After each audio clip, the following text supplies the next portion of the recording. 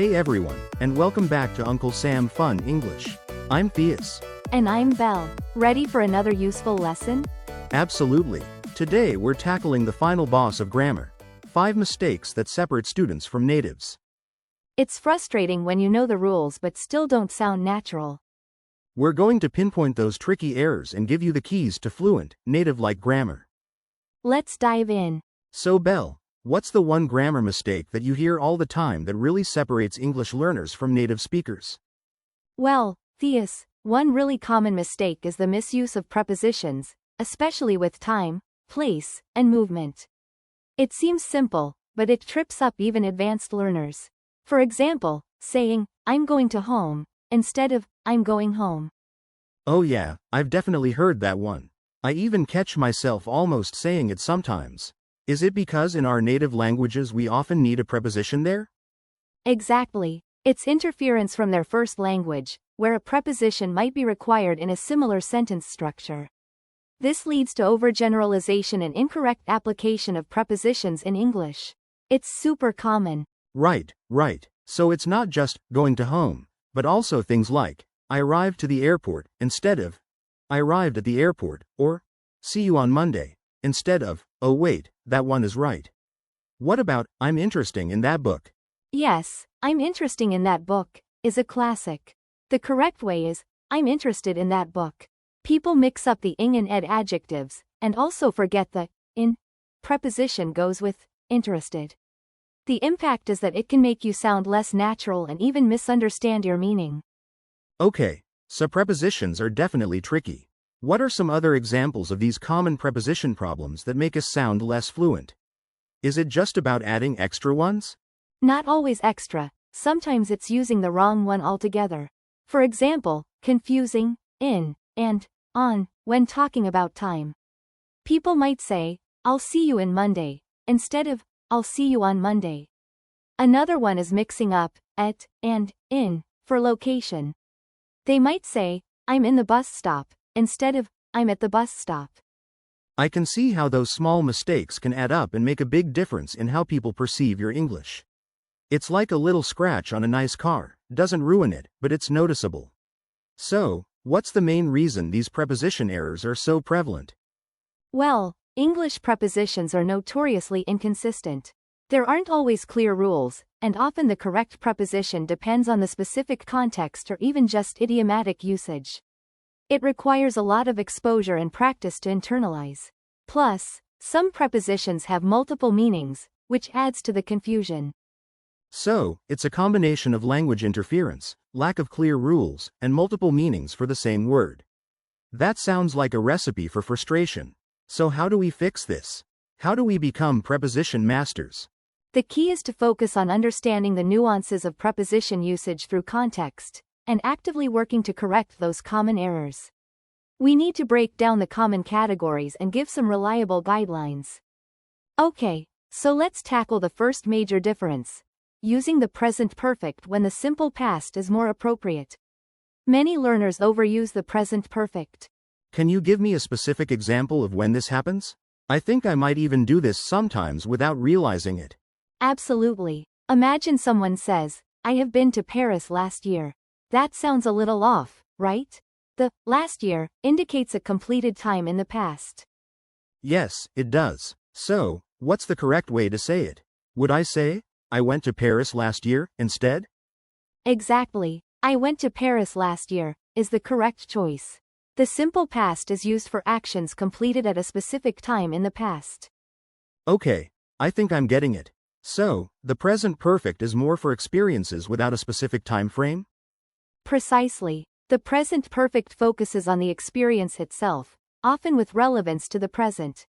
Think of it as the asterisk result is important now. So, if I say, I have been to Paris, that implies that I have the experience of visiting Paris, and that might influence my current perspective or knowledge. Yes, exactly. It's about the asterisk impact of the experience. Now, let's look at more examples to clarify. I lived in London for 5 years, versus, I have lived in London for 5 years. Okay, the first one implies I don't live there anymore. I lived in London for 5 years. Feels like it's finished, like a chapter closed in my life. Correct. And, I have lived in London for 5 years, means you still live there, or at least it's true up to the present moment. It connects the past to the present. So, another example. I saw that movie yesterday uses simple past because yesterday is a specific, completed time.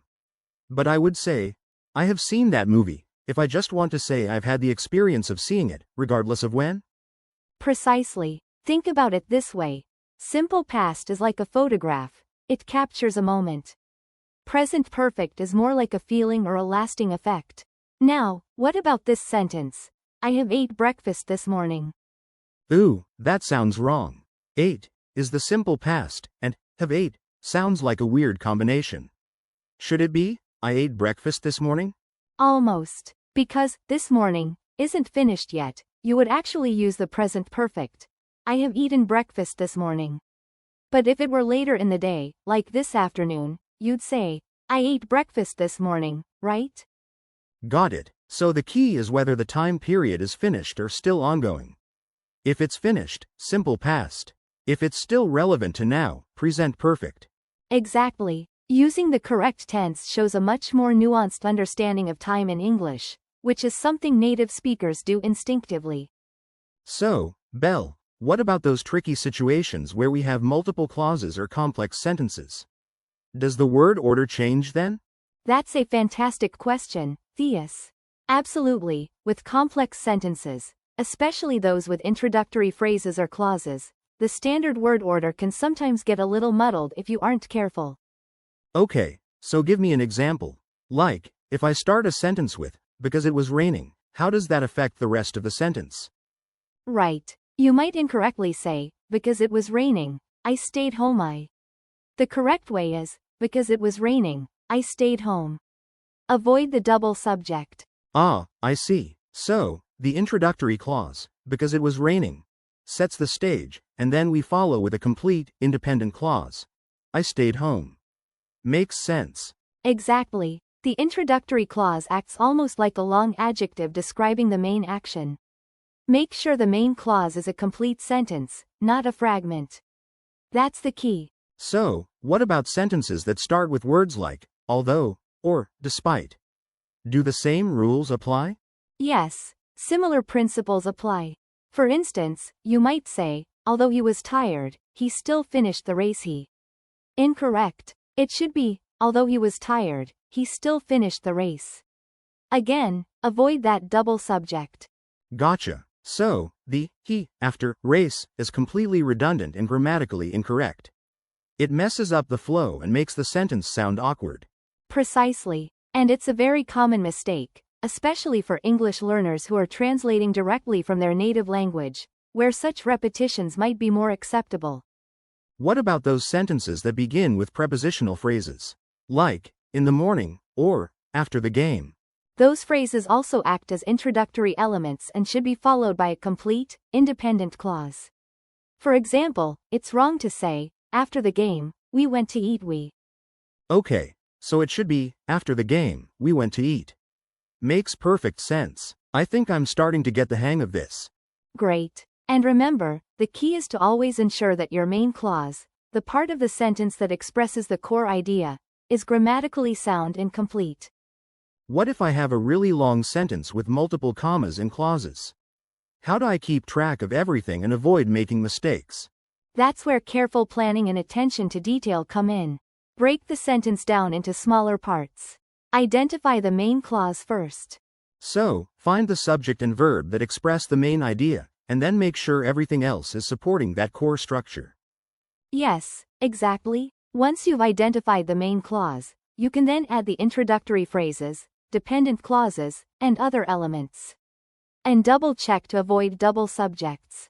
Okay, so even with complex sentences, the fundamental principle of avoiding double subjects and ensuring each clause is grammatically complete still applies.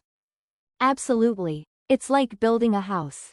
You need a strong foundation, which is your main clause, and then you can add the decorations and embellishments, which are the other parts of the sentence. What about sentences that use there is or there are at the beginning? Are there any special rules we need to keep in mind? Yes, those are a bit trickier. Many students incorrectly form sentences like, there is a lot of people here. That's wrong. People is plural, so it should be, there are a lot of people here. Ah, so the verb needs to agree with the noun that follows, there is, or there are, even though there is the first word in the sentence. Precisely. And this is a very common mistake, even among native English speakers sometimes, because it's easy to get caught up in the structure and forget about subject-verb agreement. So, if I were to say, there is many reasons why I love English, that would be incorrect, right? It should be, there are many reasons. Absolutely correct. You've got it. The key is to identify the true subject of the sentence, even when it's located after the verb. This is all incredibly helpful, Belle. I feel like I'm finally starting to understand the nuances of sentence structure and how to avoid these common mistakes. Wonderful. And remember, practice makes perfect. The more you write and speak in English, the more natural these rules will become. Okay, let's move on to a slightly more advanced area where I often see learners stumble: the use of articles with abstract nouns. This can be quite tricky. Articles? You mean a, an, and the? I thought we covered those pretty thoroughly. What's the catch with abstract nouns? Exactly. While most learners grasp the basic rules, applying them to abstract nouns requires a bit more nuance.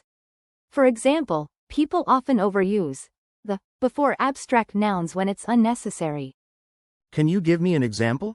I'm starting to think I might be making this mistake myself. Sure. People might say, the happiness is important in life, when they should just say, happiness is important in life. We only use the when referring to a asterisk specific instance of happiness. So, if I said, the happiness I felt when I got the job was overwhelming, that would be correct because it's a specific happiness? Absolutely. That's a perfect example. You're referring to a particular instance of happiness related to a specific event, your job. That makes it defined and requires the definite article.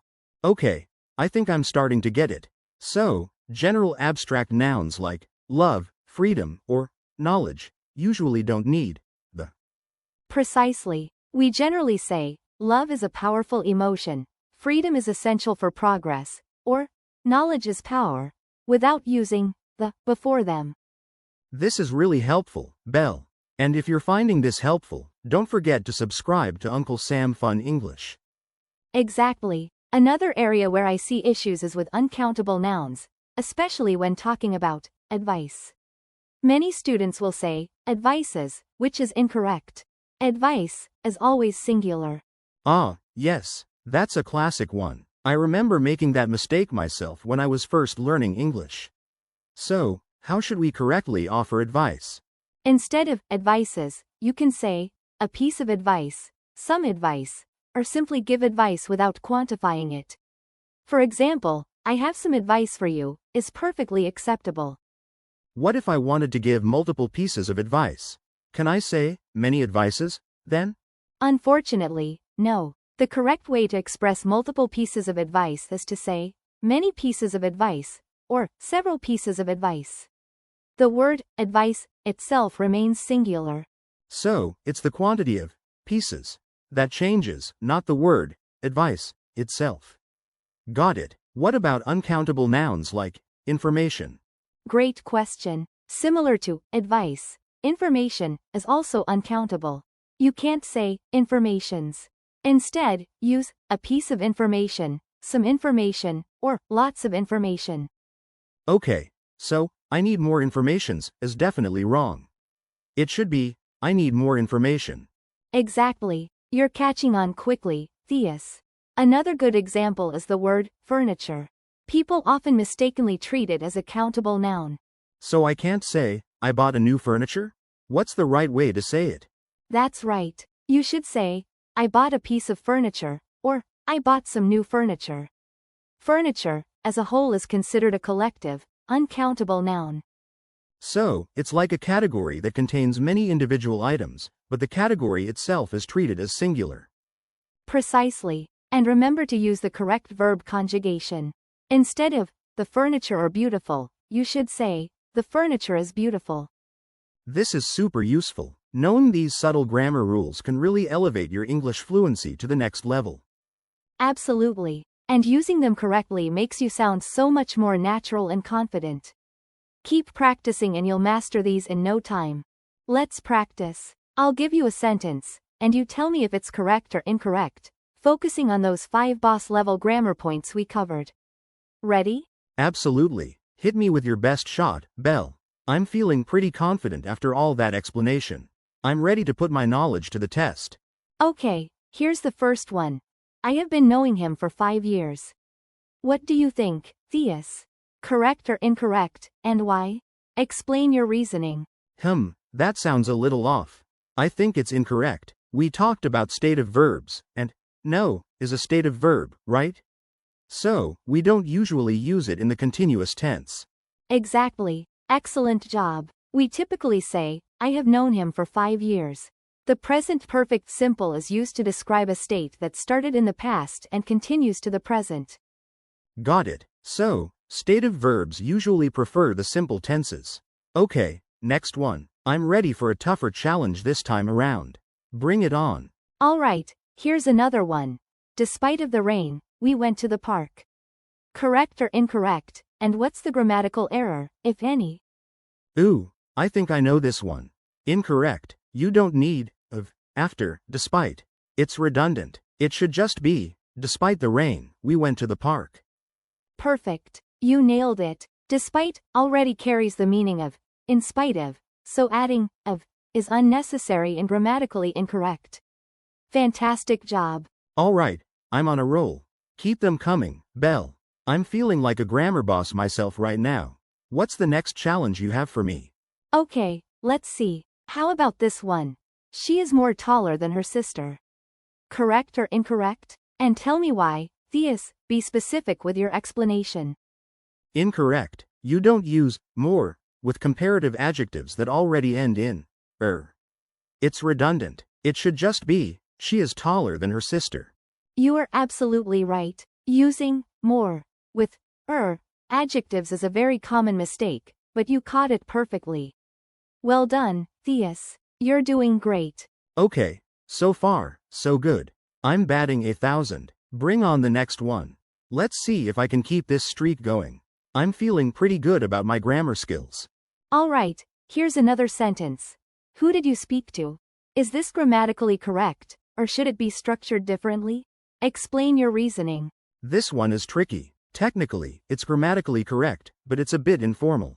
A more formal version would be, to whom did you speak? Exactly. While, who did you speak to, is perfectly acceptable in everyday conversation, to whom did you speak, is considered more grammatically correct, especially in formal writing. So, it's a matter of formality, depending on the context. Got it. Thanks for clarifying that, Belle. I appreciate the nuance. I will keep that in mind going forward. You're welcome. Okay, one more practice sentence for you. This one might be a bit tougher, so really think about it. Are you ready for the final boss? I'm ready. I've been training for this moment my whole life. Bring on the grammar challenge. I'm confident I can handle whatever you throw at me. Okay, here it is. The reason I am late is because the traffic was terrible. Correct or incorrect? And explain why or why not, Theus. That sounds a bit redundant, doesn't it? I think it's incorrect. You don't need both, the reason is, and, because. It's repetitive. You're absolutely right. It's redundant. You can say, the reason I am late is that the traffic was terrible, or, I am late because the traffic was terrible. So, either that, or, because, works, but not both together. Okay, I got it. Thanks for pointing that out, Belle. It's a subtle but important distinction. Exactly. And that's the key to mastering these boss-level grammar points. Paying attention to the subtle nuances and avoiding common redundancies. You did great, Theus. Thanks, Belle. I feel like I leveled up my grammar skills today. I'm ready to take on any grammar challenge that comes my way. I am unstoppable now. Wonderful. Now it's your turn, listeners. Try creating your own sentences using these grammar points. Practice makes perfect, so don't be afraid to experiment. Yes, practice is key. Try to incorporate these corrections into your everyday conversations and writing. The more you use them, the more natural they'll become. And if you're unsure about something, don't hesitate to look it up or ask a question. There are plenty of resources available to help you improve your English grammar. Absolutely. And remember, even native speakers make mistakes sometimes. The important thing is to keep learning and keep practicing. Never stop improving. So, remember, avoiding these 5 grammar mistakes will make your English sound much more natural and fluent. A great tip is to record yourself speaking and listen back to identify areas for improvement. Keep practicing, and you'll be speaking like a native in no time. Remember to subscribe to Uncle Sam Fun English for more lessons like this. Thanks for listening. See you next time.